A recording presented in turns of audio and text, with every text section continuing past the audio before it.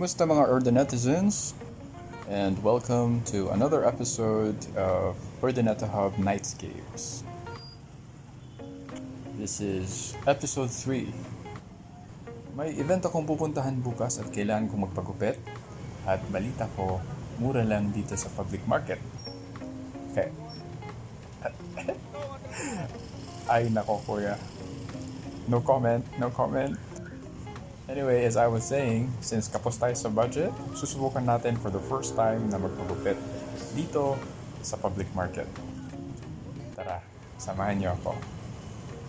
So tatawid na tayo. Lakas baka Japan. Overall, masusunurin naman ang mga taga-Urdaneta. So lakad-lakad. Medyo konti na lang yung mga bukas na mga stores kasi nga pasara na past 6 na din. Pagdating natin sa hilera ng mga barbero, lahat sila busy. Kaya eto, lakad-lakad muna.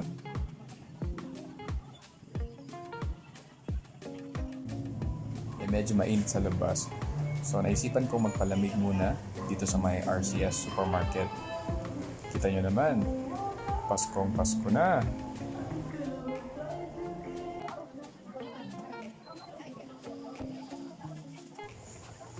Wala namang masyadong mapuntahan dito sa RCS, kaya bumaba na lang tayo. Naghintay na lang tayo dito sa may barbero dahil malapit nang matapos yung isa. Ayan, sa wakas nasimulan na natin magpagupit. Paalam naman tayo kay kuya na i-video natin siya. Sabi ko for TikTok.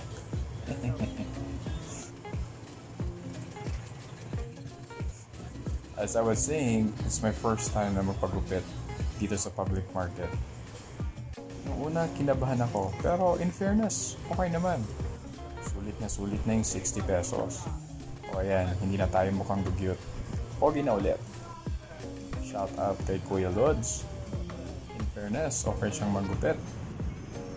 At bago tayo umuwi, syempre, magbibigay-pugay muna tayo kay Kuyang Kalabaw na siyang simbolo ng lakas at mabilis na pagunlad ng lungsod ng Urdaneta.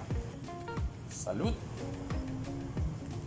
May natira pa akong 20 kaya bumili na lang ako ng roasted peanuts bago umuwi. At ito tayo, hihintay lang ng green light bago tumawid.